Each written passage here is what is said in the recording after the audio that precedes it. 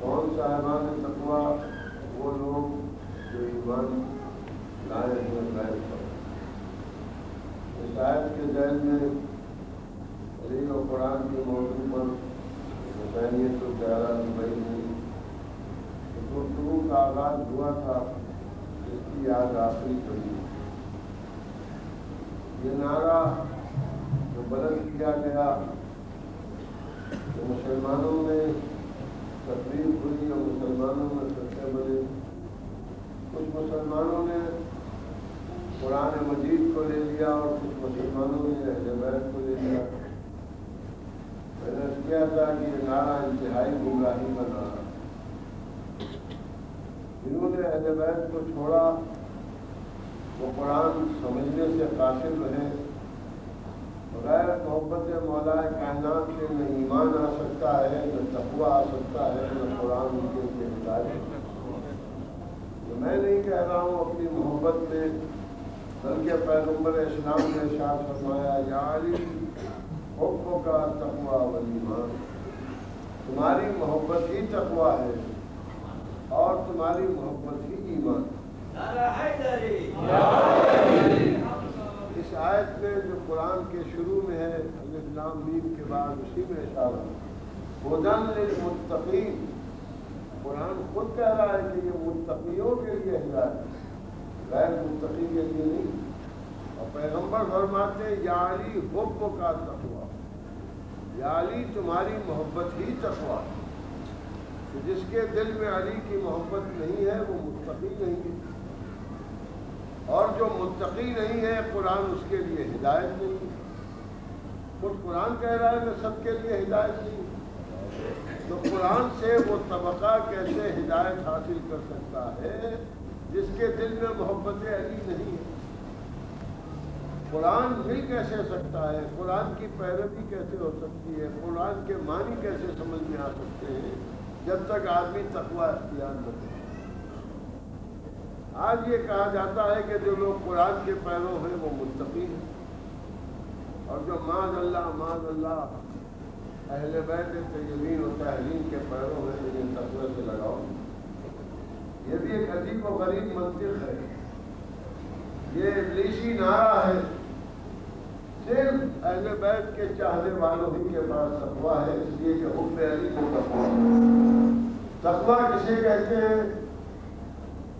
تقویٰ کہتے ہیں، آج جس کو لوگ تقویٰ سمجھتے ہیں، پہلے لوگ سمجھتے ہیں آدمی اونچا پاجامہ پہنے تو متقی ہے۔ ہمارے ہندوستان کی بات نہیں کر رہے ہیں، دنیا کی بات ہے۔ داڑھی چھوڑ کے جہاں تک بڑھ سکے بڑھے تو متقی ہے، مکے کا رومال کندھے پر ڈال لے تو متقی ہے، تسبیح ہاتھ میں ہر وقت پھراتا رہے تو متقی ہے، ماتھے پر گھٹا ابھرائے تو متقی ہے۔ یعنی تقویٰ کہتے ہیں اس ریاکاری کو جو عداوت اہل بیت کو چھپانے کے لیے اختیار کیا۔ لیکن قرآن تقویٰ کسے کہتے ہیں؟ تقوی کے معنی کیا ہے؟ تقوی کے معنی ہے خوف، اور کس کا خوف؟ اللہ کا خوف۔ متقی وہ ہے جو خوف خدا رکھتا ہے، اللہ سے ڈرتا ہے، اللہ کا ڈر اس کے دل میں، جس کے دل میں خوف خدا ہے وہ متقی ہے، اور جس کے دل میں خوف خدا نہیں ہے وہ متقی نہیں ہے۔ خوف کی کئی قسمیں ہیں،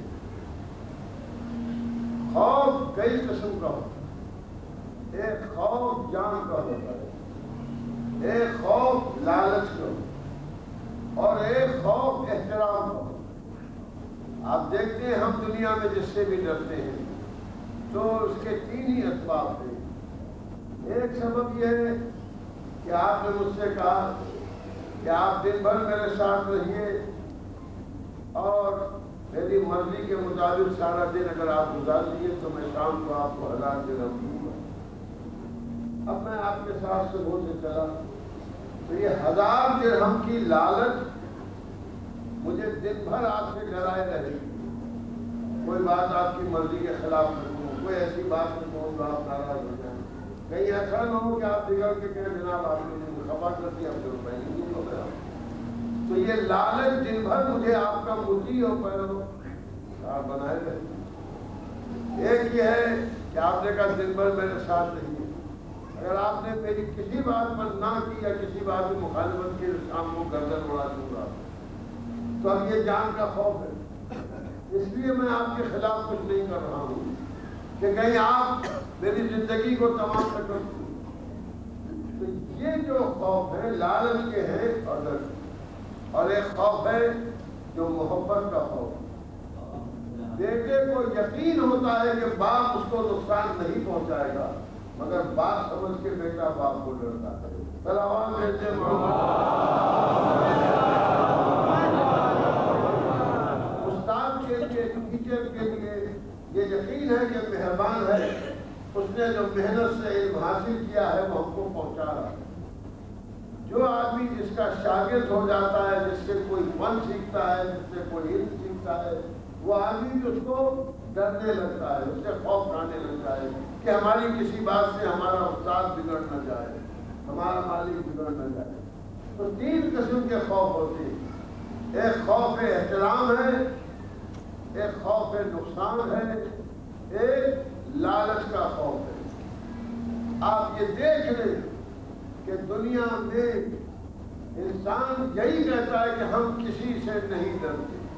میں بھی یہی کہتا ہوں، آپ بھی یہی کہتے ہوں گے انشاءاللہ، جناب میں کسی سے ڈرتا ہوں۔ اور ڈر کا عالم یہ ہے کہ اگر ابھی ایک سانپ نکل آئے اس محفل میں، پھر آپ دیکھیے مجمع کیسا ادھر سے ادھر ہوتا ہے، سانپ ہے سانپ ہے سانپ ہے، پوری مسجد ڈر کو برہم ہو جائے۔ کیوں؟ اس لیے کہ کاٹ لے گا تو ہم مر جائیں۔ یہ ہے جان کا خوف۔ کیا وجہ ہے کہ شیر سے آدمی ڈرتا ہے، بکرے سے آدمی نہیں ڈرتا۔ شیر سے ڈر ہے کہ کھا نہ جائے، اور بکرا تو خرید ہی کے لائیں کہ ہم کھا جائیں گے، تو اس میں ڈرنے کی کیا بات ہے؟ توجہ فرمائی آپ نے۔ تو ہمیشہ ڈرتا آدمی اس چیز سے ہے جس سے نقصان پہنچنے کا ڈر ہوتا ہے، اور ڈرتا اس سے ہے کہ جس سے کوئی فائدہ پہنچنے کی امید ہوتی ہے، یا پھر اس کا خوف و احترام ہوتا ہے، اس کے سامنے جھکتا ہے، جس کی عظمت کا احساس ہوتا ہے، جس کی بزرگی کا احساس ہے۔ اب تقویٰ کیا ہے؟ 3 ہیں خوف کے طریقے۔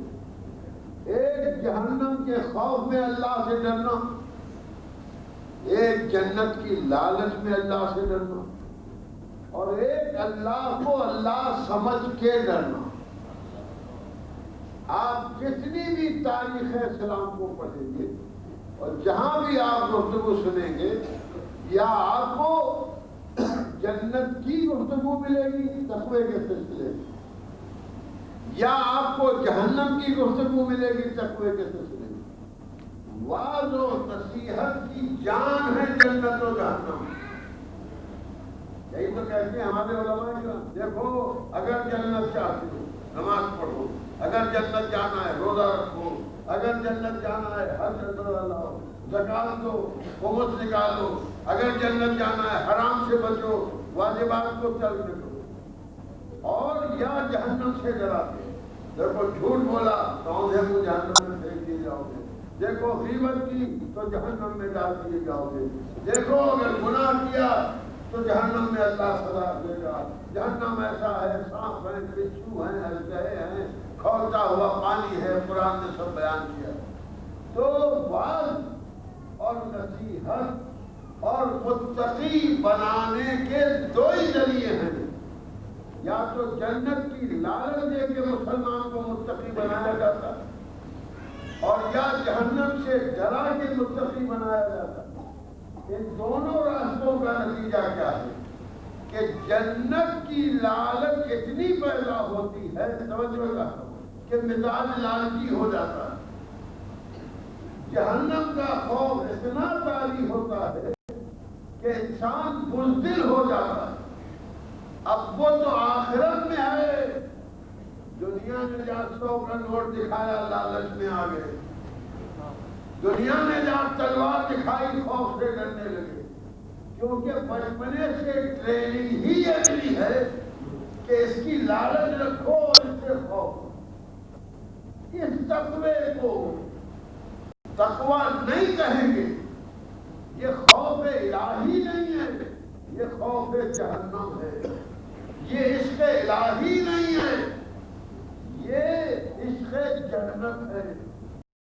اور جنت میں بھی لالچ دینے کی حد رکھی توجہ تھا، یعنی ہر طرح کا آرام. تو لالچی مزاج بنے تو اگر بیت المال مل گیا تو سوچا 9 نقد 13 ادھار دروازہ دے دے محمد.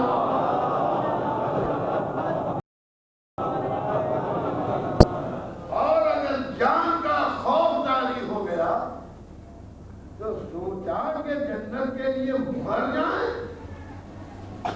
نہیں. اور اس کی مثال میں آپ کے سامنے رکھ سکتا ہوں. زمانے پیغمبر کی بات مشہور ہے، محل سب کی بات. قانون اسلام کا سب وہی، پیغمبر اسلام تشریف فرمائے. عمر نے خندق میں آ کے نہر کی بول دیا خیمہ اسلام، اور عمر نے آواز دی نکلو مسلمانوں، کہاں ہے تمہاری جنت؟ مجھے اگر مار ڈالو گے تو غازی ہو جنت جاؤ گے. اسلام کا عقیدہ عمر بیان کر رہا ہے کہ یاد رکھیے گا، اگر میرے ہاتھ سے قتل ہو جاؤ گے تو جنت جاؤ، نکلو. اچھا یہ بھی ایک عجیب و غریب منزل ہے. تھوڑا سا آقا سنا ایک سلام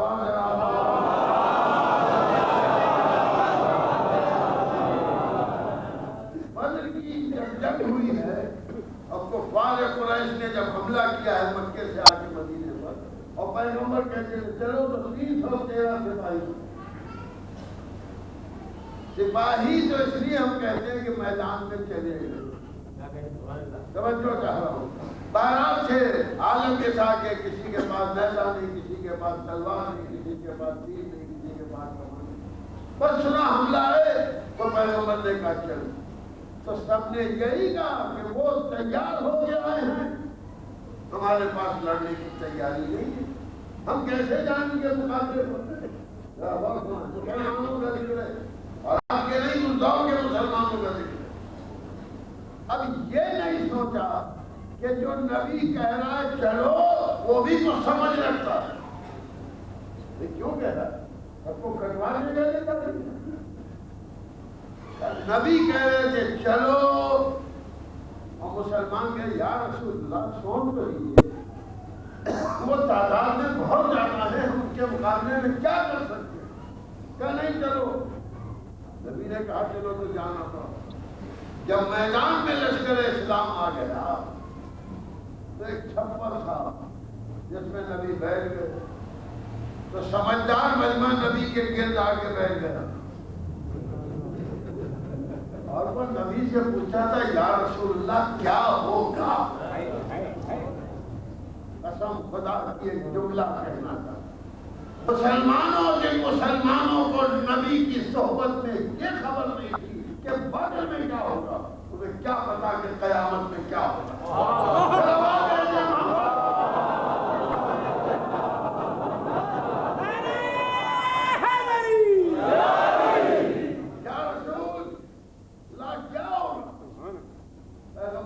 دیکھو اللہ مالک، رب جانتے تھے پیغمبر کے کیا ہوگا. میں کچھ کہتا ہوں یا رسول اللہ ان سے کہیے مت ڈرو مت گھبراؤ، انشاءاللہ ہم ہی جیتیں گے، ہماری فتح ہوگی. لیکن نبی نے بھی چین نہیں لینے دیا تاکہ تقوی کا عالم دنیا دیکھ لے کہ جان کا کتنا خوف ہے کہ رسول ساتھ ہے. رسول اللہ صلی اللہ علیہ وسلم کیا ہوگا؟ فرمایا دیکھو کیا ہوگا. ہم تو حق پر ہیں، پوچھ رہے ہیں. اگر آپ حق پر نہیں سمجھتے تو آپ نے کلمہ تو بولا. پیغمبر کیوں بیٹھے؟ نئی تسلی دی نبی نے. مجھے کہنے لیجیے، میں کچھ کہنا چاہتا ہوں. یا رسول اللہ آپ کہہ دیجیے خاموش بیٹھو. تم کیوں بیٹھو؟ من کر رہا ہوں، کچھ نہیں ہوگا. تو اگر میں یہ کہہ دوں گا یہ مطمئن ہو جائے اور تمہیں ان کا احترام نہیں معلوم کہ یہ اللہ کے ڈرنے والے نہیں آئے، تلوار سے ڈرنے والے.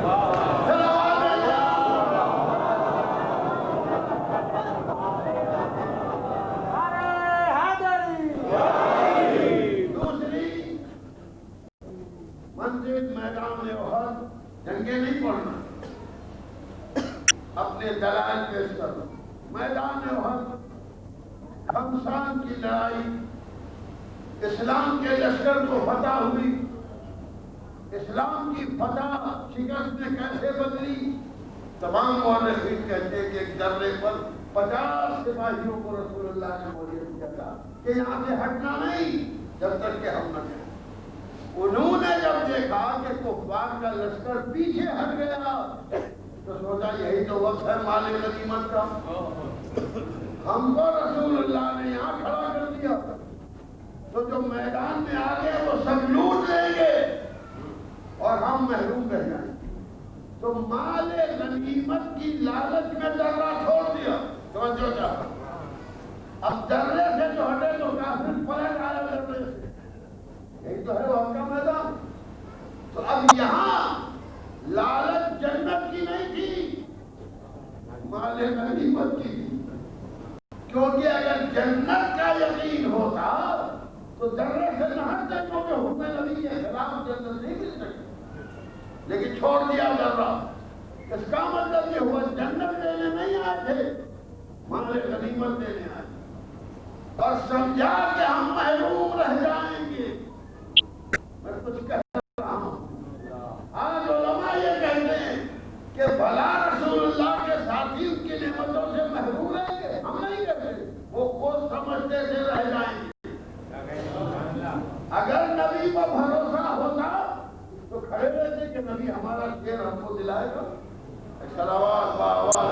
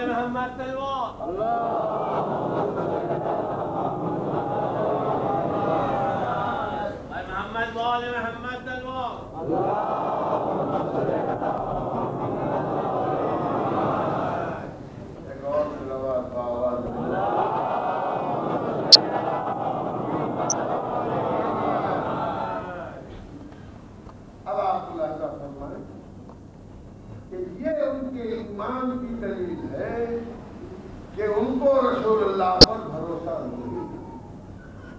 اگر صاحبان تقوی ہوتے ولو جنت کی لالچ ہی میں صحیح تو ذرا نہیں چھوڑ. اس کے بعد جنگ خندق، ذرا انتظام دیکھیں. 313 سپاہی لے کے جو پیغمبر گیا تھا وہ ان 313 کے بھروسے پر نہیں گیا تھا، ایک کے بھروسے پر گیا. توجہ تھا. اب فتح کیا اس ایک نے اور کریڈٹ لی 313 نے. توجہ تھا.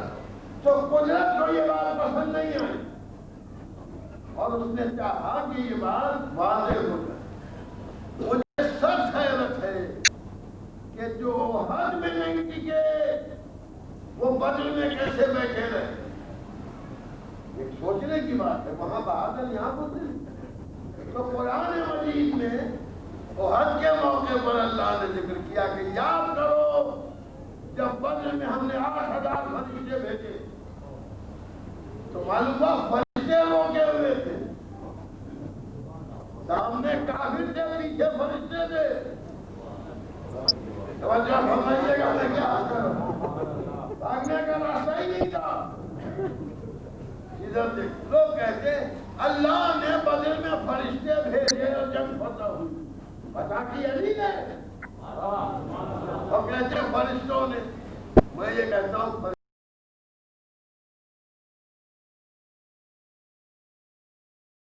فرشتوں کے لیے قرآن نے کہا کہ لڑنے کو بھیجا، مدد کے لیے بھیجا.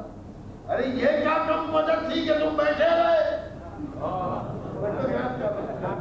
وہ کہتے فرشتے لڑے، تو فرشتوں کو لڑنے کی کیا ضرورت تھی؟ ایک ہی فرشتہ اللہ کے پاس ایسا ہے جس سے کوئی نہیں لڑ سکتا، اس کا نام ہے ملک الموت. 8,000 کی کیا ضرورت تھی اکیلے کو بھیج دیتا؟ سبحان اللہ. جو بڑا روخب، جو بڑا روخب، وہی تو روخب کرتا ہے. ذرا آپ میرے اسٹیجز ملاحظہ فرمائے تقوی کا بیان. جب آگے بڑھے بہت کا میدان ہے تو نبی نے کہا 8,000 بھیجے تھے یا ایک بھی نہ بھیجوں گا، اور اگر ضرورت پڑی بھی بھیجنے کی فرشتے کو تو کہوں گا چلا کے بتاؤ کیوں جا رہے؟ لا فتح الا علی. سبحان اللہ. یہ بتا دو کام کیا ہے. سبحان اللہ. بتا دو، اعلان کر دو. تو جبرائیل آئے کہتے ہوئے آئے، کوئی بہادر نہیں. جب ہم کہتے ہیں کہ علی کے علاوہ کوئی بہادر نہیں تھا، آپ کہتے سب کی انسلٹ کر دی آپ نے.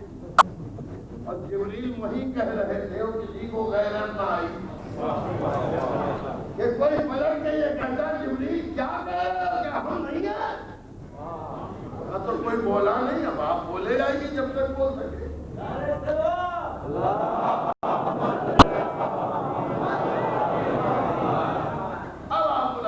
اگر متقی ہوتے، اگر صاحبان تقوی ہوتے، اگر خوف خدا دل میں ہوتا تو درہ نہ چھوڑتے، وہ میدان نہ چھوڑتے، یہ درہ نہ چھوڑتے.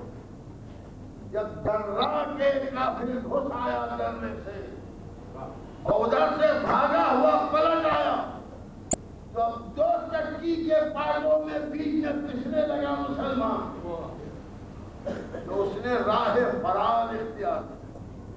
یہ بات یاد رکھیے گا، اس کا ذکر قرآن میں ہے کہ اللہ نے تو فرار کو معاف کیا،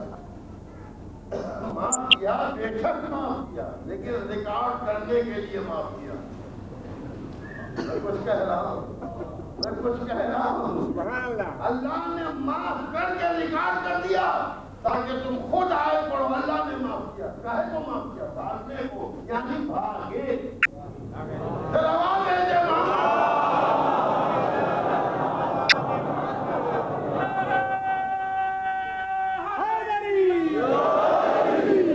اگر تقویٰ ہوتا تو میدان سے کوئی ہٹتا. اور عالم یہ ہے کہ کوئی باقی نہیں، سب نے رسول اللہ کا ساتھ چھوڑ دیا الا علی، سوائے علی کے کوئی نہیں تھا.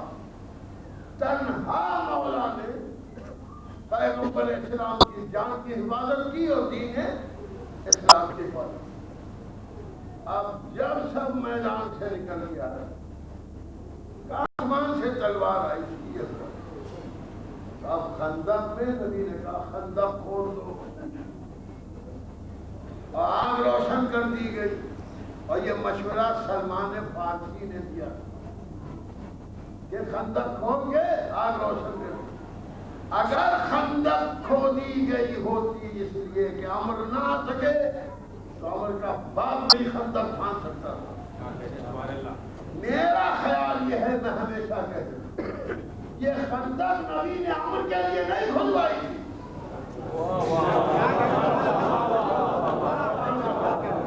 یہ 3 ایکسپریمنٹ ہوئے ہیں. بدر میں بیٹھے رہے، وقت میں بھاگ گئے.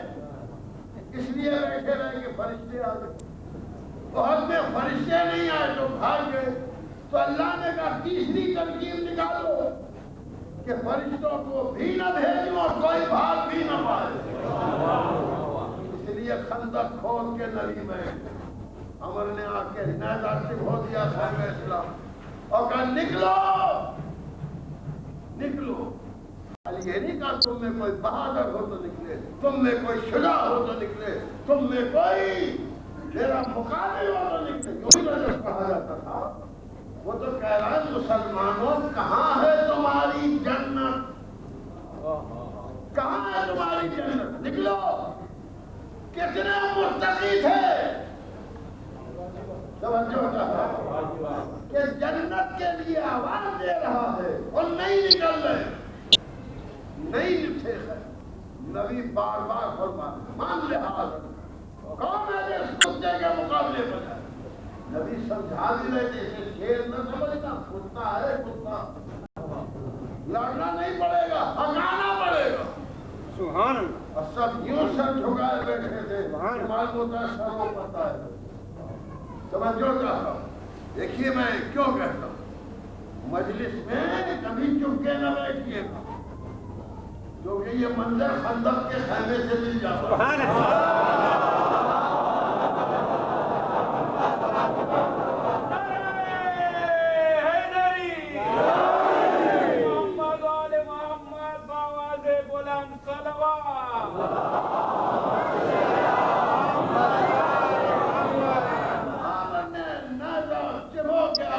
نکلا مسلمانوں کہاں ہے تمہاری جنت؟ عمر کہہ رہا ہے آؤ ابھی جنت کو امیڈیٹ فوراً۔ رسول اللہ فرما رہے جاؤ، عمر کہہ رہا ہے آؤ، نبی کہہ رہے جاؤ۔ کیسے متقی تھے، سبحان اللہ، کہ نہ عمر کے بلانے پر اٹھ رہے تھے نہ نبی کے کہنے کسی کو اپنی جگہ سے ہٹانے کے لیے کوئی طریقے، یا ایکسلریٹ کیا جائے، دھکیلا جائے، یا کھینچا جائے۔ عمر کھینچ رہا ہے، نبی دھکیل رہا ہے۔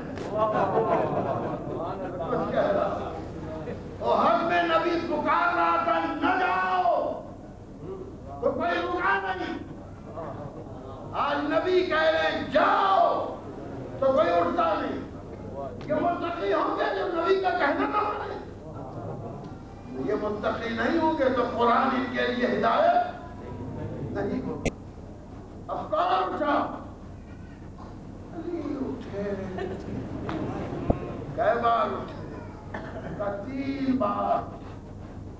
نبی نے کیا کہا بیٹھ جاؤ۔ میری یہ بات سمجھی میں نہیں آئی کہ رسول اللہ کہہ رہے ہیں کوئی جو اس کے مقابلے پر ہے، تو کوئی اٹھتا نہیں، اور جو اٹھتا ہے اس کو جانے نہیں دیتے۔ بیٹھ جاؤ۔ پھر کہا ہے کوئی جو اس کے مقابلے میں جائے، تب سر جھکا دے۔ علی کہتے ہیں آنا یا رسول اللہ، میں جاؤں، بیٹھ جاؤ۔ کیا بات ہے، کس کو آپ بھیجنا چاہتے ہیں؟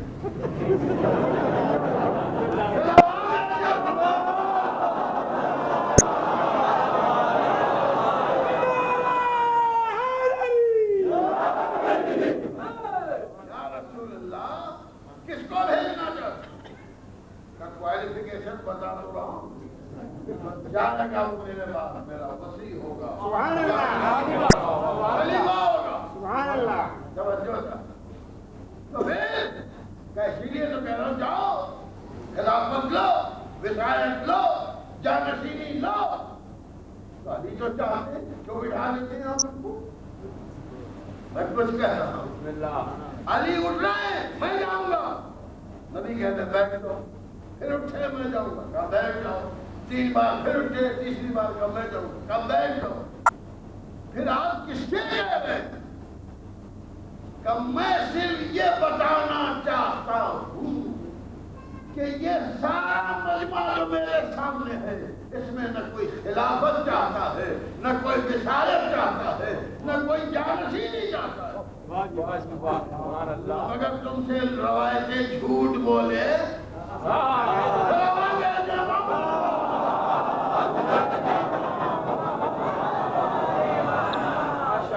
اس لیے آپ کے سامنے یہاں تک آپ کو میں لایا علماء اسلام کہتے ہیں نبی نے کئی باتیں ایسی کی جس سے یہ اشارہ ملا کہ نبی کیا چاہتے ہیں.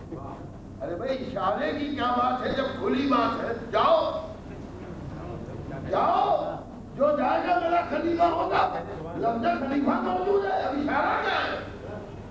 تو نبی کہہ رہے میں تو دینا چاہتا ہوں بلکہ علی کو بٹھا کے دینا چاہتا ہوں. میں کچھ کہہ رہا ہوں مگر کوئی لینا نہیں چاہتا خلافت. عمر کہتا ہو جنت لے لو، نبی کہہ رہے خلافت لے لو. نہ کسی کو جنت چاہیے اور نہ کسی کو خلافت چاہیے. یہ خندق کے میدان نے ثابت کر دیا. اچھا تقوی ہی لے لو. تقوی کے کیا معنی ہے؟ کہ اللہ کی ذات، رسول اللہ کی ذات، ایسی ذات سبحان اللہ. ایسی ذات جا کے جان دے دے. جان کیسی؟ جو مر جائے گا وہ کیا خلیفہ بنے گا؟ سبحان اللہ. کیا بنے گا؟ جاؤ میں زندگی کی ضمانت لیتا ہوں. سبحان اللہ. زندگی کی نا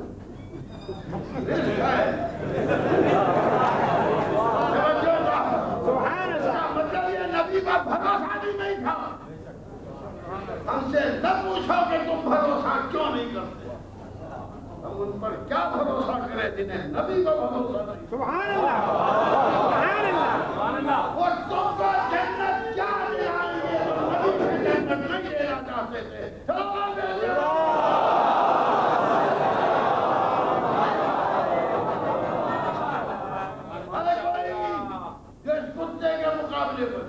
سب سر جھکا رہے، سب کوئی نہیں بولتا.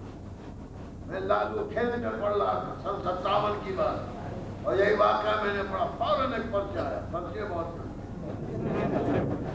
سلمان کیوں نہیں گئے، مرزا کیوں نہیں گئے، ابو ذر کیوں نہیں گئے؟ میں نے کہا کیا میں نے ٹھیکہ دیا سلمان کو؟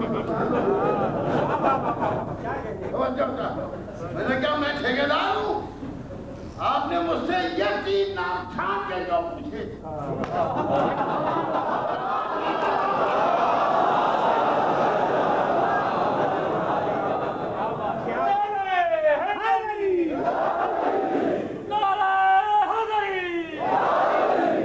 ارے بھائی اتنے اصحاب تھے، اس نے 3 نام چھاٹ دیا.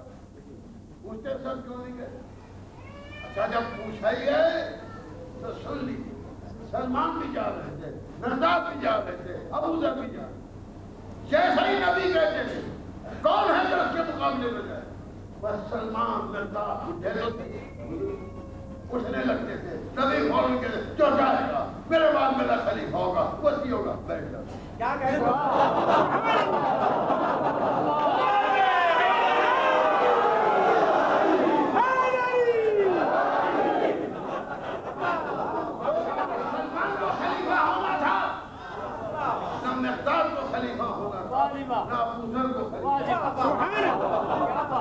دلیل ہے کہ مجمع بھی سمجھ رہا تھا کہ نبی کس کو کہے، اور لوگ بھی سمجھ رہے کہے جاؤ ہم نہیں اٹھنے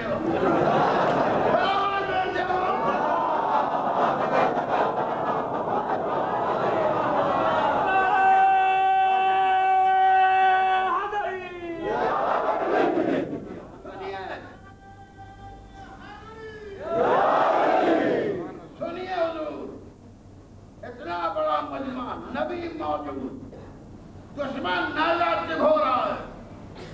اسلام کی عزت کا سوال، اسلام کی آبرو کا سوال، نبی کی زندگی کا. اور یہ نہیں سوچتے کہ اگر وہ گھس آیا خیمے میں تو ایک کو نہیں چھوڑے گا. میں کیا کہہ رہا ہوں؟ ٹھیک ہے دیکھا جائے گا. بھاگیں گے، بھاگو گے کدھر؟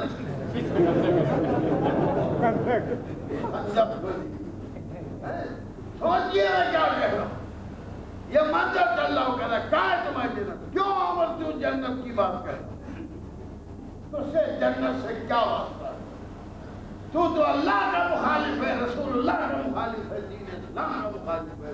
تو جنت کا ریفرنس کیوں لے رہا ہے؟ تو کہے گا تمہیں معلوم نہیں ہے کون کون بیٹھا ہے؟ ہمارے ہم پیالہ، ہمارے ہم نوالا، ہمارے ہم مشرا، ہمارے ہم عقیدہ، مسلمان بن کے بیٹھے ہم کو چھوڑا،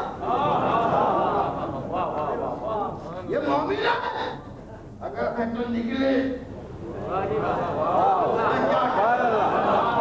مومن ہے، اگر جنت کے لیے نبی کے پاس گئے ہیں تو نکلیں۔ میں کچھ کہہ رہا ہوں، اگر جنت کے لیے جنت بڑا چھوڑ ہے جنت کا، نکلے مار ڈالیں گے تو جنتی، مر جائیں گے تو ادھر تو یہ بحث نکلو، نبی کہتے جاؤ، نہ وہ ان کی سنتے نہ ان کی سنتے، نیوٹرل سے کرتے بہت سے مسلمانوں میں ہم جناب بحث میں نہیں پڑھتے، ہم کسی طرف سے نہیں بولتے۔ کیا آپ حد بولتے؟ ہم نہیں بولتے، حق کے لیے بولنا پڑے جگہ نہیں۔ جب کوئی نہیں گیا تو پیغمبر نے علی کے سر پر اپنا محمد سبحان اللہ بدر میں نہیں رکھا، احد میں اکیلے جان بچائے نہیں رکھا، خندق میں کیوں کہ اس لیے رکھا کہ کوئی رکھوانے کو تیار نہیں۔ اب شکایت نہ کرنا، یہ تاج پوشی ہو رہی ہے۔ میرے پاس تاج ہوتا تو میں تاج پہنا دیتا، میرے پاس امامہ ہے تو میں نے امامہ پہنا دیا، تاج کنفرم کر دیا کہ تم سب سے پوچھ لیا کسی کو خواہش ہو تو اٹھتے ہی نہیں۔ تو نبی کو نہ دینا تھی خلافت زیادہ امامہ پہنا دیا، اللہ کو دینا تھی جنت۔ امیجنیشن ہے، تصور ہے۔ اللہ نے کہا ہوگا بھائی کی بھائی یہ کیا ہو رہا ہے؟ یہ بھائی جنید یہ کیا ہو رہا ہے؟ کہ معبود کیا ہو رہا ہے؟ کہ میں نے اتنی بڑی جنت بنائی کہ میرا نبی آیا، اس کے پیارے آئیں گے، میں نے کوثر بنایا، میں نے حوریں بنائی، میں نے مہمان بنائے، میں نے میوے بنائے، میں نے پھول پھل بنائے، تو کوئی ایک بھی نہیں اٹھ رہا ہے۔ اتنی بڑی جنت بنا ڈالی جن کے لیے کوئی اٹھ نہیں پا رہا، کوئی اٹھ ہی نہیں رہا۔ دیکھو کیا ہو رہا ہے، نہیں اٹھ رہا ہے کوئی مالک، کیا ہوگا؟ ویٹ کرو، ایک دفعہ علی نکلے، کیا ہوا؟ علی نکلے، دیکھیے جنت کے عقیدے پر لڑائی ہے خندق کی۔ اگر علی نہ نکل گئے تو آپ جنت پر یقین نہیں رکھ سکتے تھے۔ تو کیا سوچتے جب عمر نے کہا جنت کہاں ہے، جب نبی کی محفل سے کوئی نہ اٹھا تو یہ علماء کے کہنے پر کیا یقین کر لیں؟ جب نبی کے کہنے پر یقین نہیں تھا۔ تو میں ایک مثال دیتا ہوں ہمیشہ، بہت ایپروپریٹ ایگزامپل ہے، مجلس ہو رہی ہے، ایک صاحب ایک سینے میں مٹھائی بنوا کے کھڑے ہو گئے، آئیے میں تبرک لایا، اٹھیے، بہت اعلیٰ درجے کی مثال، کوئی اٹھتا ہی نہیں۔ ارے بھائی لے لو مٹھائی، ایک بچہ اٹھا، لائیے، اتنے بڑے مجمع میں کوئی اٹھائی نہیں سوائے بچے کی، تو آپ کیا کیجیے گا؟ لو بھیا تم ہی لے لو، جب کوئی لینے والا ہی نہیں ہے تم ہی لے لو۔ بچے نے کہا اتنی میں کہاں کھاؤں گا، کھانا تو دوستوں میں بانٹ ہے۔ خندق کے دن معاملہ طے ہو گیا کہ علی نکلے اور نکل کے پوری جنت لے لی اللہ سے۔ اب تقوی نہیں لے جائے گا، اس کی دوستی لے جائے گی، کیونکہ تقوی اور ہے، لقوہ اور ہے۔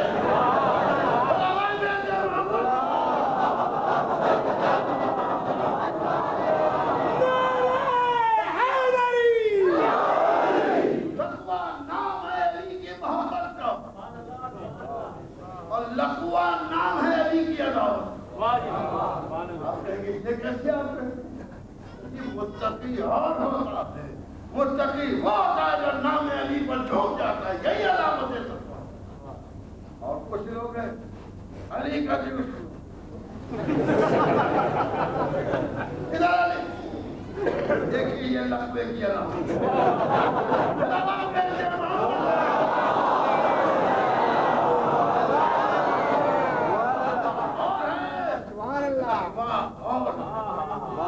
کنفیوز نہ ہو جائیے گا۔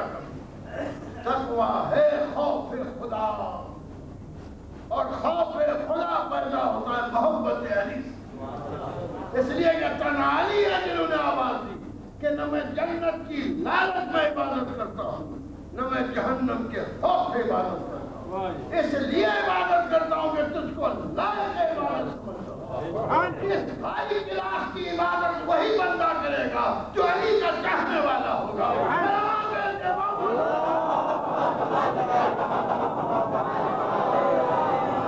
چمن چمن کلی کلی نگر نگر گلی گلی نعرہ حیدری۔ اب میں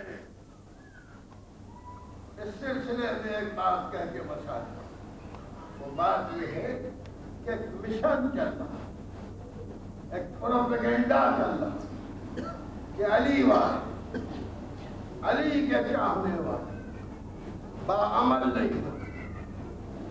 حالانکہ یہ ممکن ہی نہیں کہ جو علی کو چاہے وہ اطاعت خدا نہ کرے، وہ اطاعت رسول، یہ پاسبل ہی نہیں، ممکن ہی۔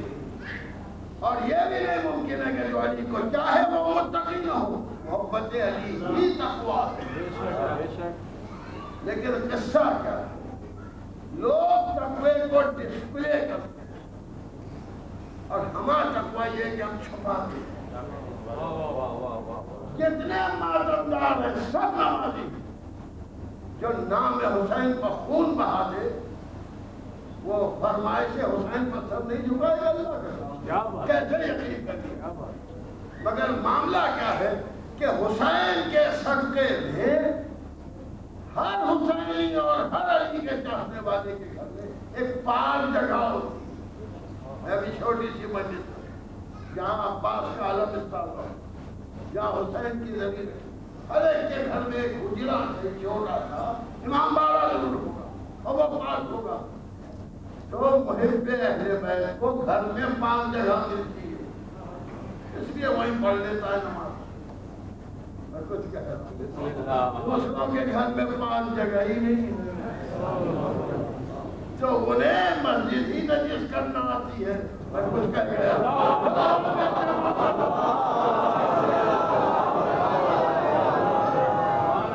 یہ میں اس لیے کہہ رہا ہوں مسجد نجس کرنا آتی ہے کہ پیغمبر نے فرمایا یا علی تم کا کفر مجرا، تمہارا بغض کفر ہے۔ علی کا بغض لے کے جو مسجد میں آئے کافر ہے، کافر آئے گا مسجد نجس ہو۔ مفتی تو ہونے کا فتوا دو، بولے تو قول پیغمبر۔ لہذا ضرورت اس کی ہے کہ ہم ماتمدار ہوں، ہم علی کے چاہنے والے اللہ اعلان عبادت کرنا چاہیے تاکہ تانے نہ پڑے اور ان کی زبانیں بند ہو جائیں جو ہم کو عامل اسلام نہیں سمجھتے۔ ٹھیک ہے، اللہ کی عبادت چھپ کے کرنے میں زیادہ ہو۔ تشریف فرما قبلہ کعبہ تشریف فرما جن کے پیچھے ہم نماز، آپ ان سے بعد میں پوچھ لیجئے گا۔ شریعت کا مسئلہ ہے کہ اگر کسی پر تارک الصلاۃ ہونے کا شبہ ہونے لگے تو اس پر واجب ہے کہ وہ دکھا کے نماز پڑھے۔ ویسے دکھا کے نماز پڑھنا ریا، دکھاوے کی نماز قبول نہیں ہے، لیکن سماج اور معاشرے میں اگر یہ تہمت لگنے لگے کہ یہ بے نمازی، یہ بے نمازی، تو اسے چاہیے کہ 5 وقت کی نماز دکھا کے پڑھے، یعنی شاہد اور گواہ بنا کے پڑھے۔ اس لیے اب ضرورت یہ ہے کہ ہم جو عبادتیں کرتے ہیں اس کا گواہ بنا۔ رہ گیا جنت کا معاملہ، اللہ جنت تو علی کی ایک ہے، وہ الگ تو کہتے ہیں نماز سے نہیں ملے، روزے سے نہیں ملے، یا ہوش کے ناخن یہ اتنا جو کھاتے ہو 24 گھنٹے کیا اس کا شکریہ نماز نہیں ہے؟ میں کچھ کہتا سمجھو یہ جو اتنی نعمتیں اللہ نے دی ہیں کیا اس کا شکریہ نماز نہیں ہے؟ نماز جنت، ارے بھائی نماز تو ان نعمتوں کا ہے جو مل آنکھوں میں روشنی، کان میں سننے کی طاقت دی، زبان میں بولنے کی طاقت، کمر میں جھکنے کی طاقت، گھٹنوں کو مڑنے کی طاقت دی۔ اس لیے دیکھ لو اللہ کے سامنے کھڑے ہو کے بالکل ٹھیک ہے، ٹھیک ہے، کمر بھی جھکتی ہے، سجدے میں چلے گئے گھٹنے بھی جھکتے ہیں۔ یہ تو شکر ہے خدا کا۔ سیدھا تختہ بنا دیتا تو کیا کر دیتا؟ میں کیا کہتا؟ اگر تختہ بنا دیتا اللہ بندے کو تو سب سیدھے چلے جاتے، کون کاٹ رہا ہے تختہ، کون پلین پر بیٹھا۔ یہ تو شکریہ ہے کہ کیا کہنا بنانے والے۔ اور یہ 5 وقت نماز جو ہے، یہ 5 وقت شکریہ اس لیے ہے کہ تم خدا کے سامنے حاضر ہو کے یہ بتاؤ کہ ہم ساری نعمتوں کا سلام کرنے سے آئے۔ سلام کلچر ہے، تہذیب ہے۔ سگریٹ کی سلام علیکم، انگور کے سلام علیکم، ایک سیب لے کے راستے سیب کھاؤ کہے گا سلام علیکم، تو کہ اس نے سیب کھلایا، اس نے انگور کھلایا، اس نے سگریٹ کھلائی۔ اچھا جو انگور بازار سے خرید کے لے لائے گا سلام، اور جس نے انگور میں ذائقہ پیدا کیا، جس نے سیب میں ذائقہ پیدا کیا، وہ قابل سلام نہیں ہے؟ وہ قابل سلام۔ یہ ساتھ کا رہ گیا یہ کہ انسانیت کے اعلیٰ معیار کی دلیل ہے شکر خدا۔ اس کو ہماری نماز کی پرواہ نہیں۔ وہ اگر نماز پڑھوانا چاہتا کہ ایک بے نمازی نہ ہوتا دنیا میں، جو چاہتا تم اٹھے دانت پر دانت بیٹھے، بیوی پوچھ رہی ہے میرے پاس دوں، کیا ہو گیا؟ نماز نہیں پڑھی، جبڑے بٹھا دیتا تو ہر ایک نمازی ہوتا۔ میں کچھ کہہ رہا ہوں، جب گھر سے آئے کھانا کھاتے ہوئے 4 رکعت پڑھی تو منہ کھلا، ہر ایک نمازی ہوتا کہ نماز؟ بے شک۔ ارے سب متقی ہوتے اگر ملک الموت کو نبی بنا دیتا، کی مجال تھی۔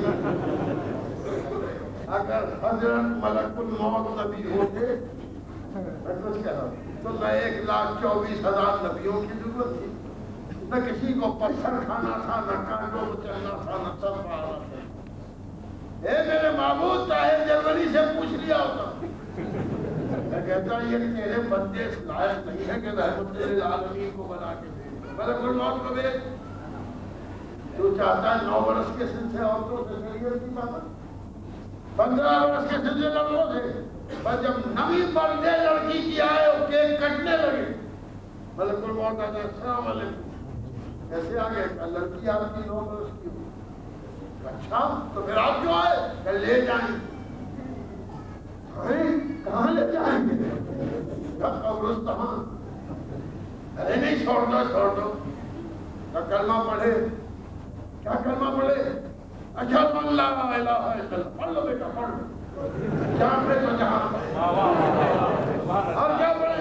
اشہد ان ملک الموت رسول اللہ، پڑھو۔ کیا کہہ رہا؟ ہر لڑکی کلمہ پڑھ لے، بس نہیں نماز پڑھو، جاری نکالو۔ کس وقت پڑھنا؟ طلوع آفتاب سے پہلے پڑھنا ہوگی۔ ایک آدمی رات کو جاگتا اور کافی بنا کے جاگتا اور نماز صبح کے وقت اٹھاتا، کیونکہ جو نہ اٹھتا وہ اٹھتا ہی نہیں۔ نماز قضا ہوتی تو قضا جاتی، ملک الموت رسول۔ دیکھو روزہ رکھنا، سمجھ جاتا روزہ رکھنا پڑے گا، ارے 1 مہینے نہیں 1.5 مہینے رکھتے، 10.5 مہینے تو کھائیں گے۔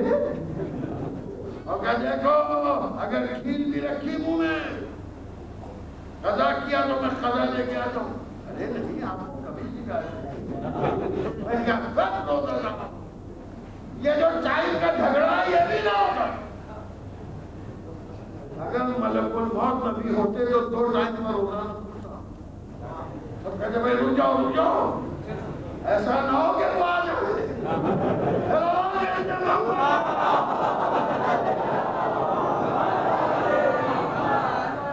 حج کوئی نہ چھوڑتا سارے عمل کرتے لڑکیاں بھی لڑکے عمل یہ ہے علماء کرام علماء ہیں درد دیتے ہیں واس کہتے ہیں عمل یہ جب کس کو ٹائم ہے پڑھنے کا اگر ملک الموت ہوتے تو ہر ایک کی جیب میں عملیہ رکھا ہو کہتے بھائی پکچر کا ٹکٹ کل بک کرا دے دیکھتے بھائی او نہیں ملک الموت منع کر کون سینما دیکھتا مان با ادھر کیوں شروع ہوا ادھر سب مر گئے کوئی جاتا سے جمع ان کا شراب بوتل کھلی اور پھنس گئی کوئی پیتا نہیں میں کچھ کہہ رہا ہوں خدا چاہتا تو زبردستی عمل کرا دیتا قادر مطلق لیکن اس نے رحمت للعالمین کو نبی بنا کے کیوں اگر ہم ملک الموت کے ڈر سے عبادت کرتے تو ملک الموت کے خوف کی عبادت ہوتی یہ اللہ کی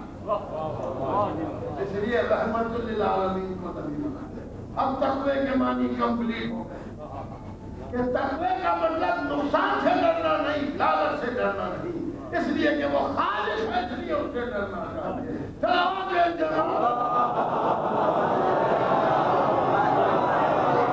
اس لیے ہدی للمتقین یعنی کتاب جو ہے وہ تقوی والوں کے لیے ہدایت کون تقوی والے جو غیب پر ایمان جنت تو انعام ہے گواہی دیں آپ گواہی دیجئے مسلمان کا مطلب ہے وٹنس ایویڈنس گواہی کا بیان جب ختم ہوگا تو جنت خرچہ پانی ہے جیسے عدالت میں ملتا ہے تو عدالت الہی سے خرچہ پانی 2 باتیں کہی تھی مار ڈالو تو جانو کے جنت مر جاؤ تو جانو کے جنت دونوں کا جواب دینا باپ نے عمر کا سر اتار کے بتایا دیکھ جنت ہے لیکن اس کا دوسرا جملہ رہ گیا حسین نے سر کٹا کے بتایا دیکھ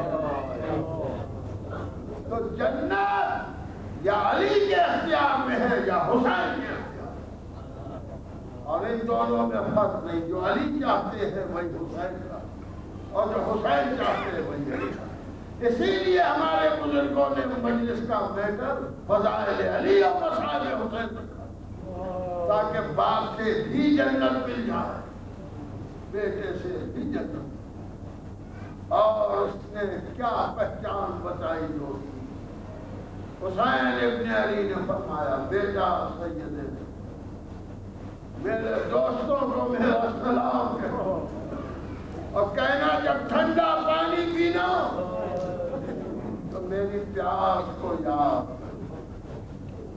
اور فرمایا کہنا کہ جب تم پر کوئی مصیبت آئے تو میری مصیبت کو یاد کر کے رو جب جملہ فرمایا ہے حسین ابن علی فرماتے ہیں کہ نہ سنے گا میرا دوست میرا ذکر مگر یہ کہ رونے لگے آپ میں آنسو آئے کیوں اس لیے کہ مجھے رلا رلا کے قتل کیا آج جو یہ تاثیر ہے نام حسین کہ جانے والے کے سامنے نام لیا اور آنکھ سے آنسو جاری بس ادا ڈالو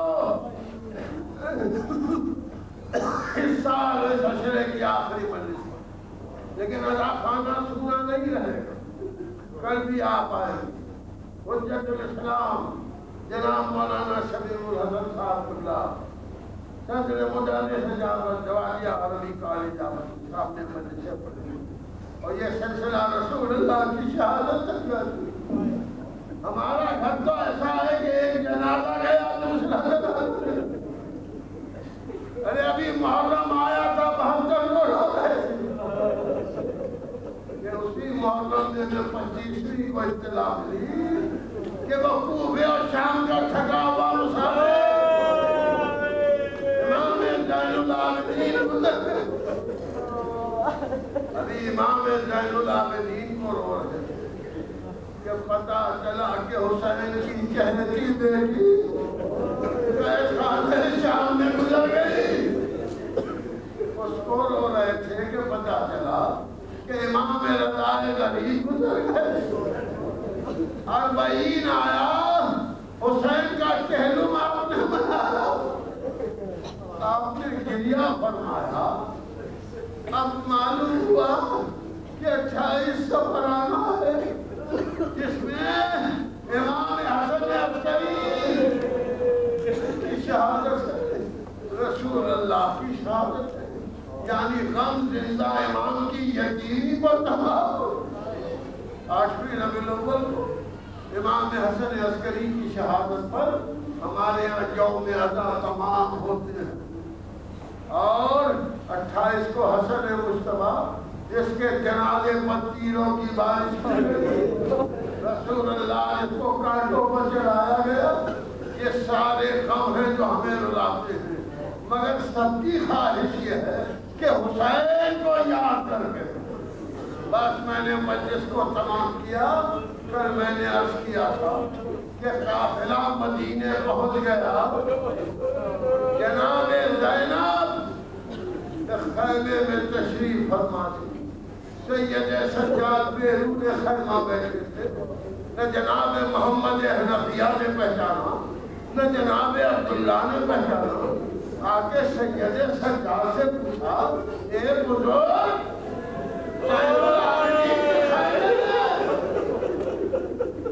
چچا جان میں زین العابدین ہوں, کہ بیٹا یہ تمہارا کیا حال ہے؟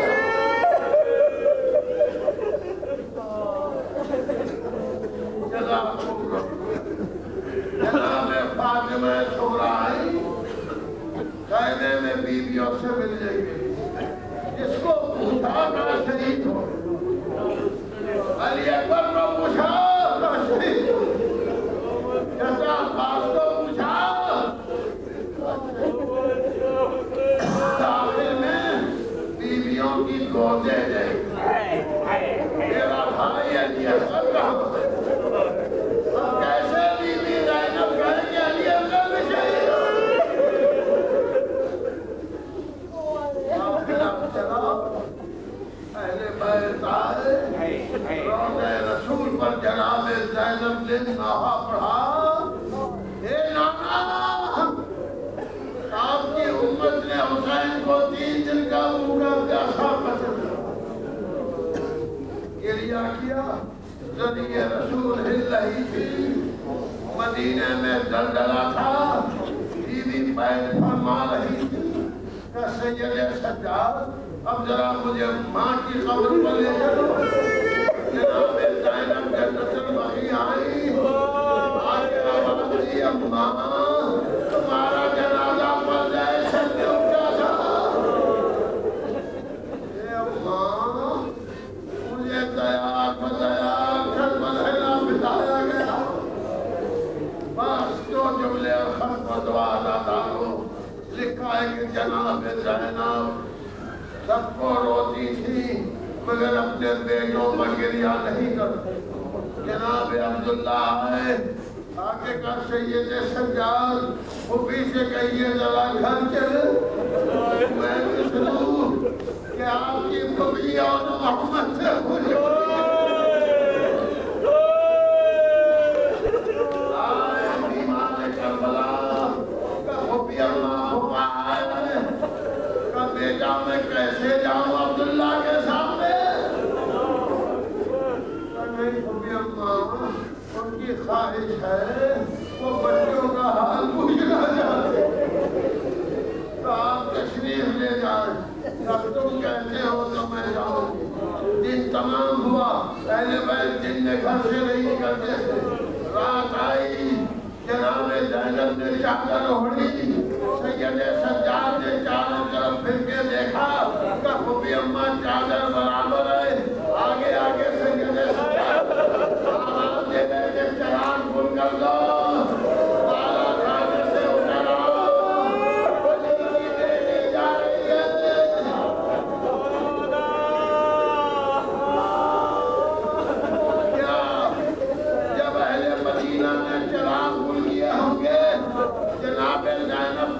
میرا بازار میں سزاداروں آئی بیت الشرف میں گھر میں قدم رکھنا چاہتی تھی کہ محلے کے بچے آ گئے، کبھی آ گئے، کہاں ہم آ گئے، کہاں محمد نہیں آئے۔ ایک مرتبہ خوابگاہ کو دیکھا، آواز دی اولا محمد، ارے تمہارے دوست میں ہی ہاتھ کر زینب کیا جواب دے، بیٹھ کر بولنے لگی۔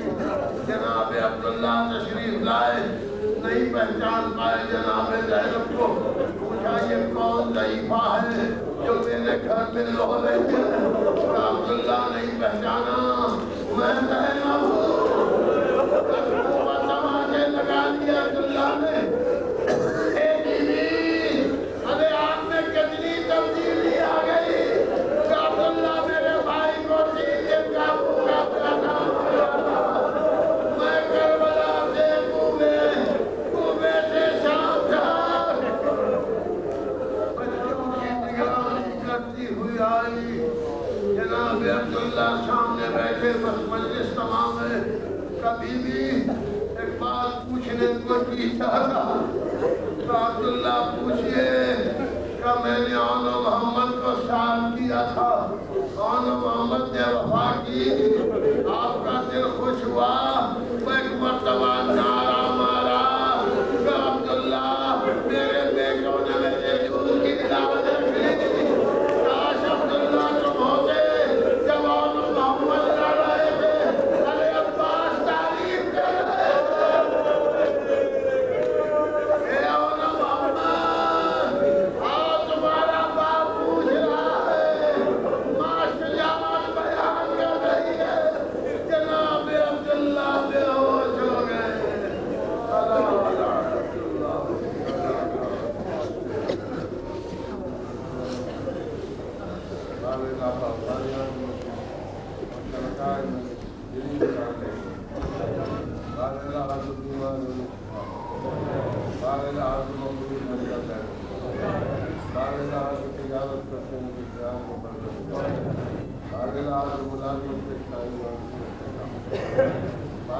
تمام ازاداران امام مظلوم کو حفظ بلائے زمین و آسمان اللہ اپنے واجبات کو عمل کرنے کی توفیق اللہ محرمات سے جڑے کبھی اللہ تمام علماء کا سایہ ہمارے سروں مبارک جہاں جہاں علماء حق ہیں ان کا سایہ ہمارے سروں مبارک